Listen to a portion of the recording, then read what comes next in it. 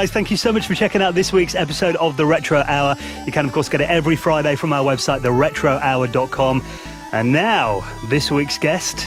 Yes, we're bringing you someone that no one else will bring. This is Galahad of Fairlight.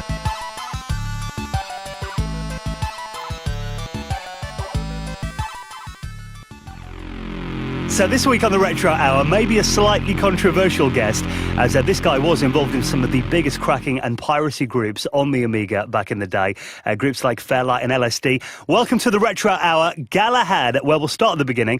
What first sparked your interest in computers? Well, I was quite young a long time ago, and how old was I? 5, and they got a BBC Model B. In fact, no, I think it was a BBC Model A back then, in the school for the first time. And I remember the first thing I ever typed on a computer was play Astro Wars, and it took me about 3 minutes to type it out. I'd never seen a keyboard before. Curiously enough, it didn't play Astro Wars. It basically told me to get stuffed. But even back then, I was impressed by the games it could do. There was Killer Gorilla, there was Felix and the Evil Weevils, and all sorts of early Beeb stuff. And I thought, yeah, this is quite good. And then I saw a Commodore 64 and I thought, yeah, that's what I want. My parents had different ideas. They were entranced by the idea of educational software. So I ended up with a BBC Micro, which was about the least well-supported computer in the entire country. School computer, wasn't it? Yeah, you ended up getting conversions of stuff, I don't know, about a year after everybody else, and it was always not quite as good. I think Elite was the only one that was considered the de facto version on the Beeb at the time. So yeah, it was seeing a computer running at school that got me into computers. How did this kind of develop then? What stuff were you doing on the computers later on? Well, actually nothing. All I did was play games on the thing. I didn't try and do any kind of programming. I didn't do anything. All I was interested in doing was going to my mate's house, who had a twin tape deck, so with a fast mode on it, so we could copy the cassettes really fast, and then go home and see whether or not it actually worked, because you'd use some rubbish Chinese cassette tape, so you might have to pedal back over to his house and do another one on a better quality tape. But as far as computers went and the BBC went, playing games was it. So that kind of tape-to-tape copying, was that kind of your first introduction into the piracy scene then? Well, I wouldn't even call it a piracy scene. It was a mate of mine whose dad was a copper, and he didn't mind his son copying games for people. And there was no protection or anything like that on the Beeb. I think they did protection for discs, but back then for cassettes and that, there was nothing apart from the odd colour chart, what have you. With Manic Mine, they had this horrible piece of paper with a million colours on, but I was one of those people that duplicated it onto another piece of paper so that I could play it. I didn't have the skills back then to crack anything. That was beyond me. My abilities were playing games back then, and everything else was just alchemy and magic as far as I was concerned. It was so rampant as well with the tape piracy. We'd all be doing it at home. I think it's been the same with every single format. Once there's an easy way to copy it, I think software companies were just hoping to get a few good week sales out of it, and then it was straight on to the next game. Yeah, the games, really, that was it. I wasn't really interested in games until, I wasn't interested in doing anything else until I saw an Amiga for the first time, and I pretty much ignored it till a friend of mine at school said, "Oh, I've got one of these new Commodore Amigas." I'm like, "What's that then?" So I got invited to go round, and holy moly, that was just, the BBC never got touched ever again after that, not even for the odd nostalgia trip. It was just like, holy shit, this guy's got an arcade machine in his bedroom. This is amazing. With a fateful diversion with an Atari ST very briefly, because I believed the salesman that the Atari ST was just like the Amiga. And when I got it home, I realised it was nothing like the Amiga, and it sounded awfully like a BBC as well. We all make mistakes. Oh, yes, we make mistakes. But thankfully, my dad was quite happy to take it back to the shop because he likes arguing with shop assistants. And I got my first Amiga with Kickstart 1.2, second-hand from some guy at Tesco's. I already had the games copied, ready for it, got it home, set it all up, and yeah, well, the rest is history, I suppose. I never actually purchased a piece of original software for the Amiga. I think it was one, actually, Lemmings 2, and that was it out of the... I did buy quite a few games. I was a believer in, if I liked it enough, I would go and buy it, and I have got quite a collection of originals, but I would say that the amount of originals that I had versus how many copies I had, yeah, the balance might be more towards the cracked copies more than the originals. More than anything, part of the reason was the cost of the damn things. You go from games for like $9.99, and then it just a massive leap up to like $25.99, which is what Amiga stuff used to be. It always used to be a fiver more than the Atari ST version, and spookily enough, you were getting the exact same version, and it wasn't much better. Do you think Amiga games were too expensive around that time? Oh, way too expensive. Especially when, with the exception of a few developers like the likes of Enterprise Software, the guys when the Amiga started who really put the effort in. A lot of the other software companies really didn't put the effort in to warrant charging an extra 15 quid over what people were used to paying. I mean, a Premiere game on the Commodore 64, what was it? It was between $9.99 and $14.99, depending if you got the cassette or the disc. But the Amiga was like a massive jump.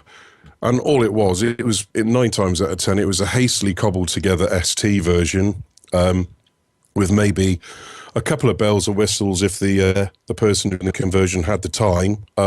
It was the ST version, and you're thinking, Jesus, my Amiga doesn't seem that powerful at all. It can barely do anything better than the Atari ST. Well, Galahad, obviously you said then you were a kid who played games mainly. How did that move on from you just playing games to becoming part of these massive cracking teams then? I wasn't very good at doing music, although I changed that later on and actually had a piece of music featured in a game. I wasn't very good at graphics. I wasn't very good at demo programming. That was a level of maths that I just didn't possess. But I like messing around with stuff. And I suppose the first time I started showing an interest and a leaning towards the darker side of things was Amiga Disk Drives Inside and Out by Abacus, which was a book. And the other thing was an Action Replay Mark I, which was an absolute pile of crap. It really was rubbish. But it gave you a chance to, be nosy around games and see what was going on. And if you screwed it up, you just reset the computer and you carried on, and you could be back to where you were within a couple of minutes. And it was just more inquisitiveness than anything else. And I was actually a self-taught programmer on the Amiga. I didn't pick up a book that taught me Motorola 68000.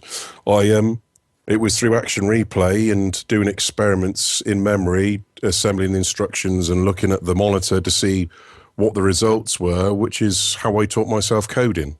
So you're known as a member of ScoopX, Fairlight, LSD, Dual Crew, Dual Shining Crew.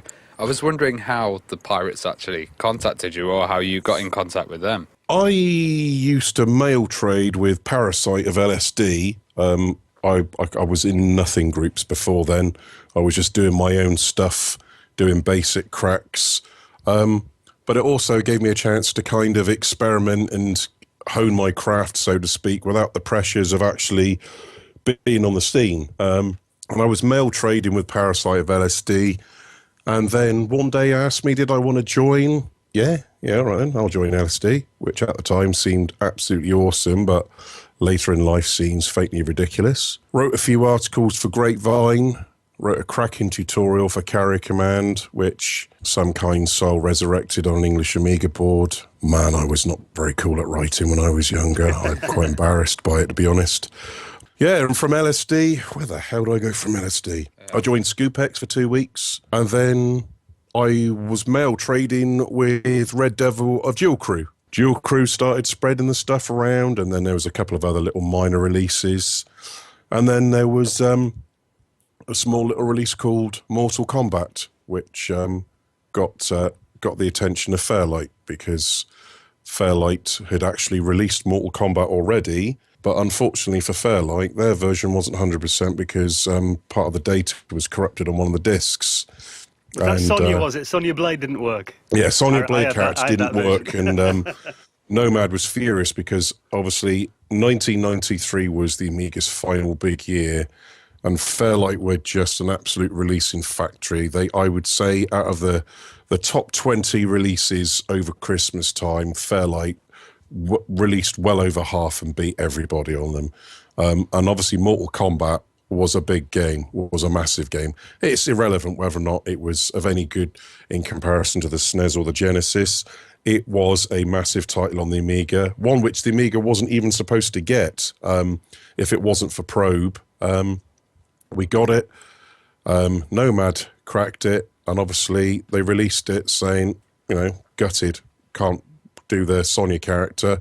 If anybody else gets hold of it, let us know. And well, obviously we got it, and I did it 100%. And then I got a call from Red Devil, who was the guy in charge of Dual Crew Shining in the UK, and he said, "Look, do you mind if we don't release Mortal Kombat?" Which seemed quite mental, seeing it was the game of the year to release. And I said, "Well, why is that then?" And he explained that Nomad wanted it, so he could complete his release. He'd put full credits to us in the intro. And I thought to myself, well, do you know what? That doesn't seem such a bad idea, because Dual Crew Shining by then were already starting to move away from cracking on the Amiga. They didn't really want to be known for doing that kind of stuff. They were more interested in the demo stuff than they were the cracking side. And to be honest, a couple of releases that we did have were completely by accident that we managed to get hold of them. It was never by design that we were going to get them. It's just that Red Devil knew the original supplier personally, and he agreed to supply them to us, and for free, which was unheard of back then as well. So yeah, I thought to myself, well, if Dual Crew Shining aren't really that keen on continuing with the cracking, I'm pretty sure Fairlight are. So I said, yeah, they can have it. So I uploaded the disc to a Fairlight bulletin board.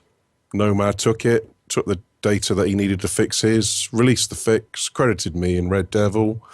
2 weeks later, I was invited to join Fairlight. So yeah, I think I might make the right decision on that basis. Nice. So with these cracking groups, was there a kind of moral code, or would people not accept money for stuff, or would there be kind of a code of ethics? No, absolutely, resolutely not.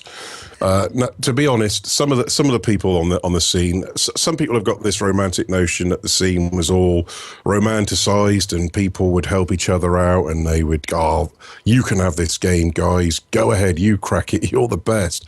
No, none of that stuff. People were quite happy to stab each other in the back if they got the opportunity. Unfortunately, Fairlight also did that to another group. They got their distribution account shut down, so they couldn't get originals from the distributor up in Birmingham anymore. That's kind of a matter of record. Some crackers, they were in groups for the money. Obviously, when you're advertising a PO box and a crack intro, you're not doing it because you want to have a pen pal from Finland or Birmingham. It's because you want lamers, i.e. those that have got no real way of getting hold of crack copies, to send you money and you send them games. And that's what pays for all the originals, and that's what pays for your top cracker in Germany to not go to work that day, so he'll crack the game for you so you can release it. Unfortunately, for some of the groups, it was all about the money. I guess you had to have a lot of kind of inside industry contacts, and No, you'll be surprised, actually. Not a great deal. We did have an original supplier who used to be a member of Cortex and Inner City of Mayhem called Ads, and he did have a contact in Amiga magazine. He never ever divulged who it was, but he supplied a couple of games from a magazine reviewer. Mortal Kombat and F-17 Stealth Fighter, they came from a disc duplicator in Wales, I think it was. Some of the games, like I released BC Kid for it was just Dual Crew back then. That came from a computer show. They rather sillily had the Amiga inside like a kitchen cupboard turned backwards with the disc left in there. And we just kind of crowded around the unit, and I slipped my hand in there and managed to get to the disc eject button and get the disc out. And less than a week later, it was released on the scene and that. So you'd be surprised. There wasn't a huge amount of inside contacts for obvious reasons. A lot of the software companies weren't stupid. They would, if they had a review copy, it wasn't quite the finished game, but there was enough of a finished game where a magazine could fairly review it. They'd obviously leave markers on the disc and that, so they knew where the version had come from. So if someone was stupid enough to just willy-nilly spread copies to whoever wanted them, he could soon be tracked down from the software companies saying, why are you giving out the discs that we've given you for review? Obviously, some people have got a price. So I guess that happens now with screeners and stuff like DVD. Well, it's perfect when it comes to the Oscars and that, because you look on the list to see what film's been nominated, and for an absolute fact that there's going to be a DVD quality copy of that film on a torrent site within the week before it's even come out in the cinemas in this country, in the UK. So, software companies and the entertainment industry and film industry, they complain about piracy, but then they make it so easy, and you think, really, just how badly are they effective when they can score so many own goals?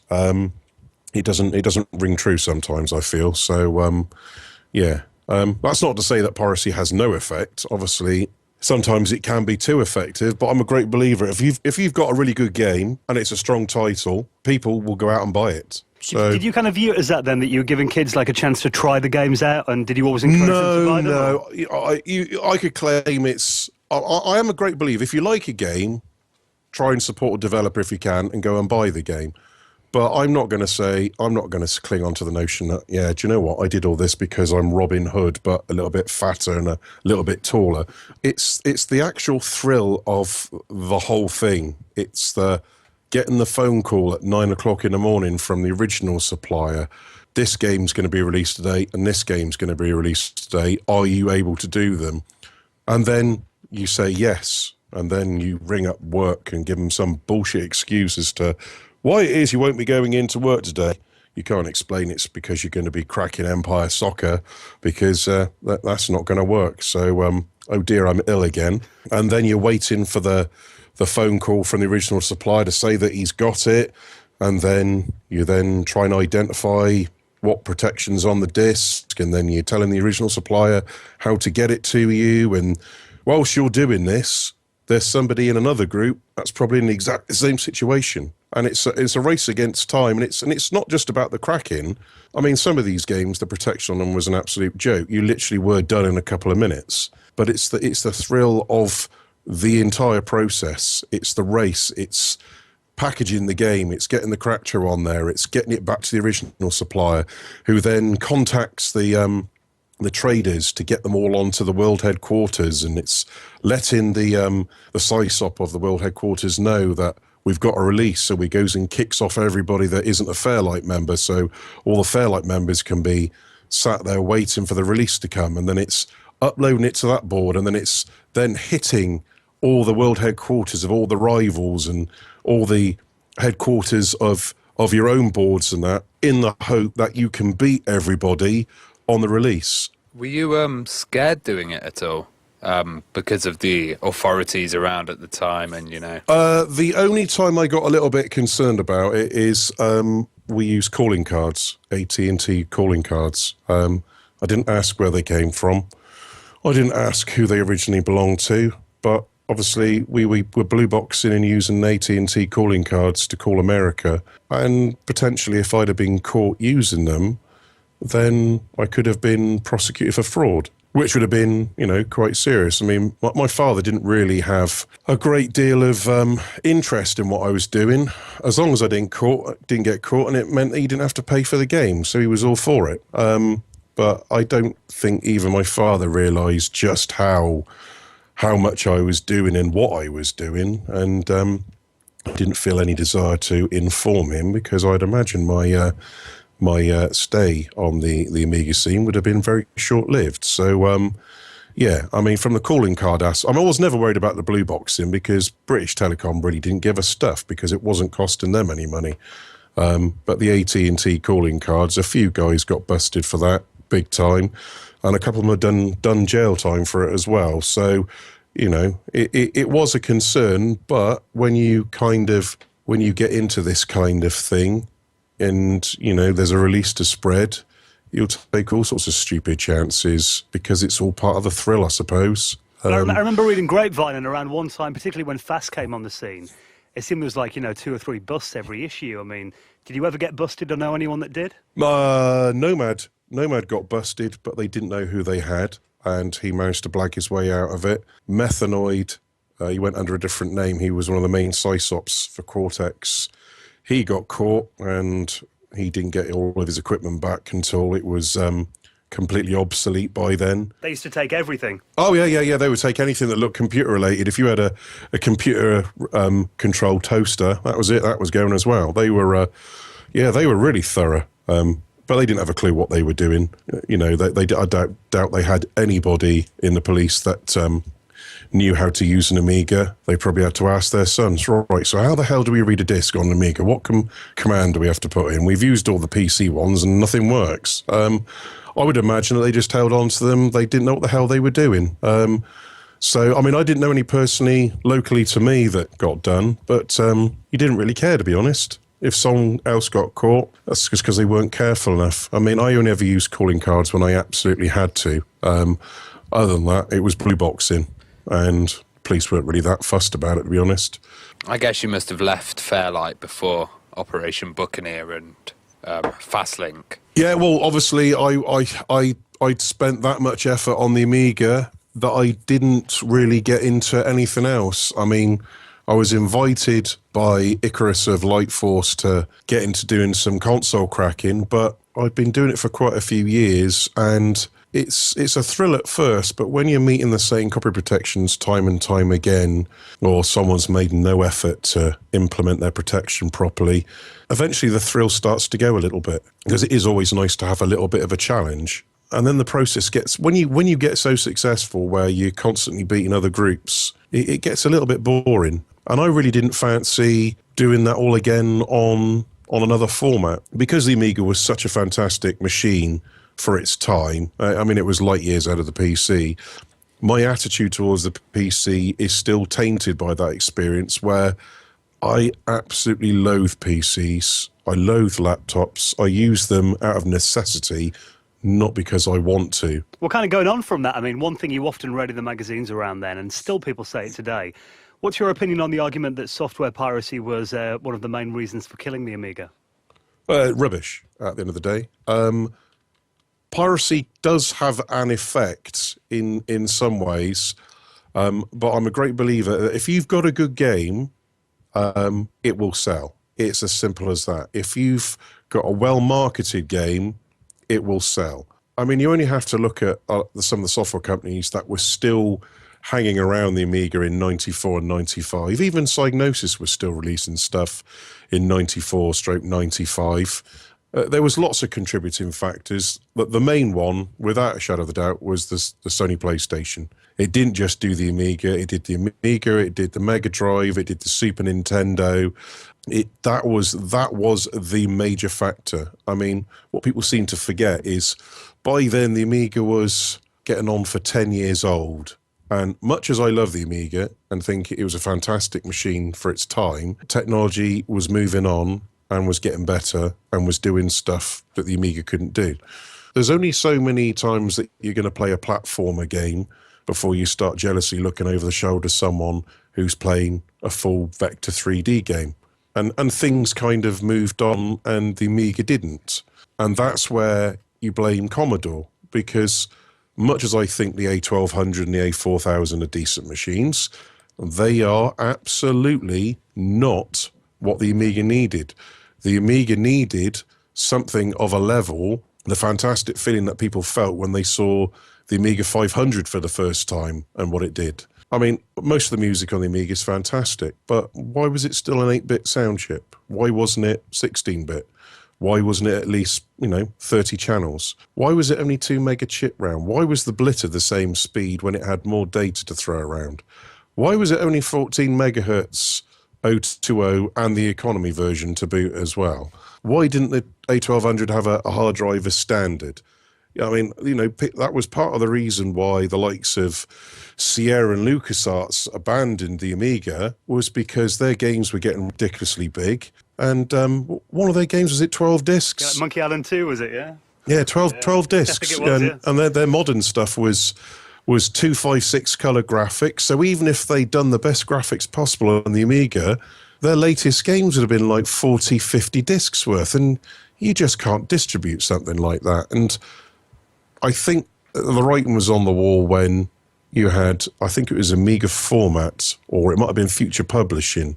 They could kind of see the writing was on the wall, and they kind of called a conference together because they were worried that, I think, to quote them, they said something like, the Amiga was next on the self-imposed hit list. And Commodore UK were on board.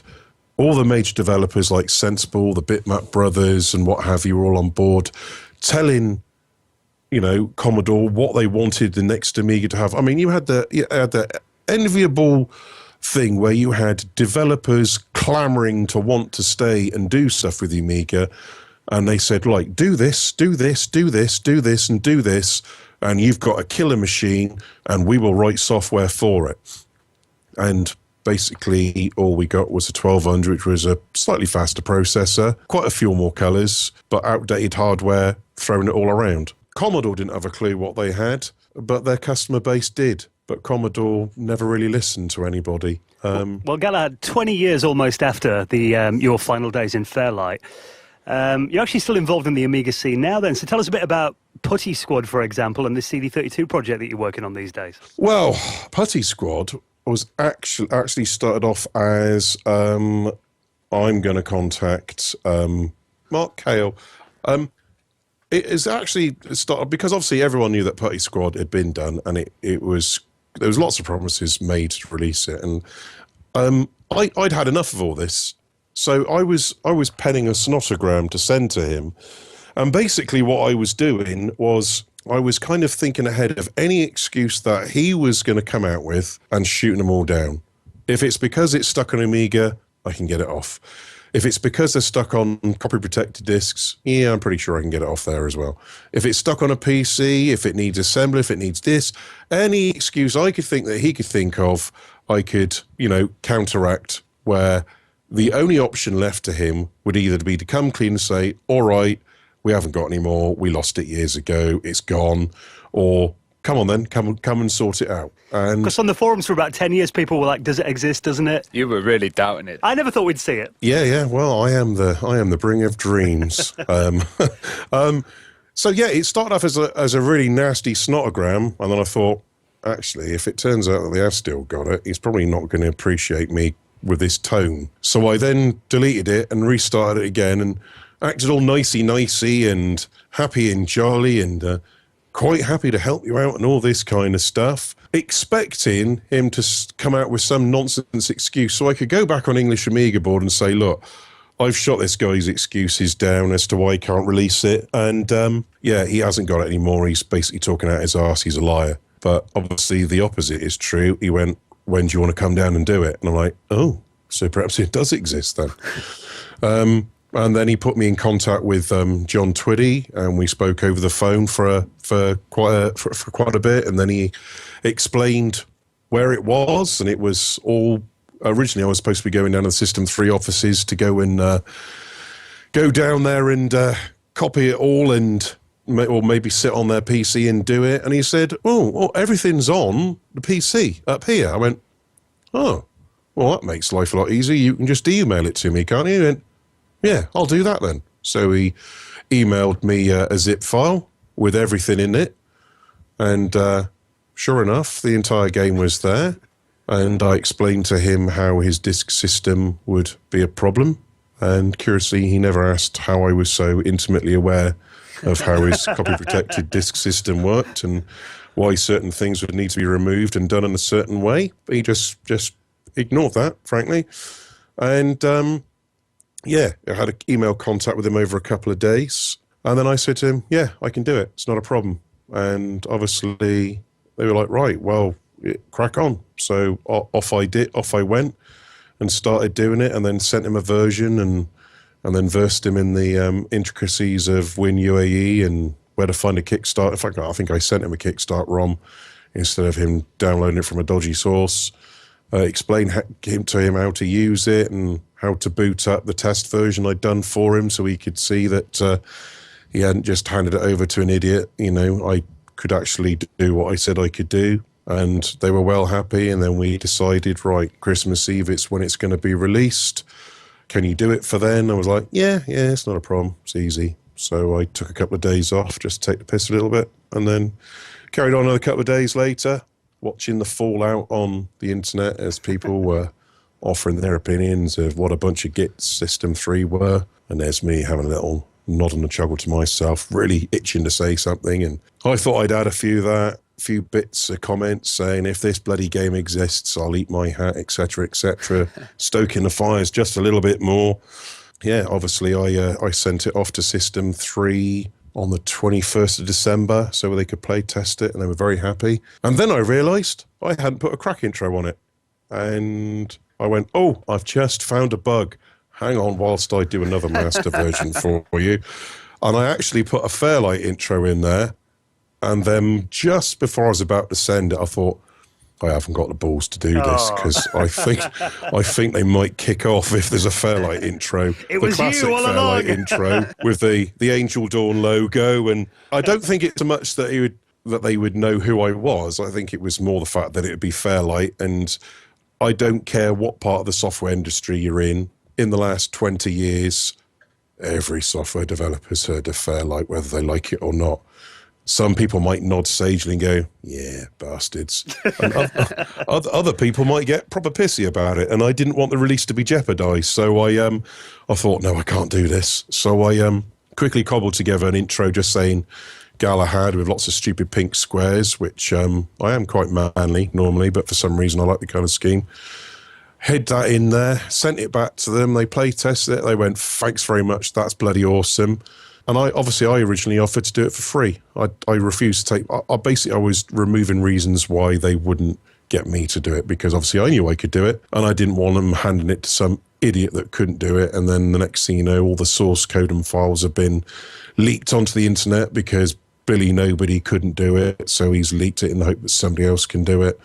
And that's when they said, "Wow, how would you like a PlayStation 4?" I'm like, "Yeah, okay then." Which is a bit of a pisser, because I just bought a load of games to the PS3 for the boy. And I didn't want a PS4 just yet, because I knew as soon as I got one, I'm going to have to replace all the stuff on the PS3 that he likes for the PS4 version. So System 3 have cost you a fortune. yeah, they have cost me a fortune. I mean, they give away these PS4s knowing damn well you've got to buy the pissing games for it. But yeah, you and could I always got crack them. yeah, and I got a free copy of Putty Squad for the PS4, which the less said about that, the better. It's bloody awful. Stick to it's the Amiga horrible, one. just horrible rendered graphics where everything clashes, and they've remixed the tunes, and the Amiga ones sound infinitely better. And no, it's like 900 megabytes of ugh. Yeah. So and obviously it got released on Christmas Eve. And basically 6 o'clock Christmas Eve, everything went live, bang, all at the same time.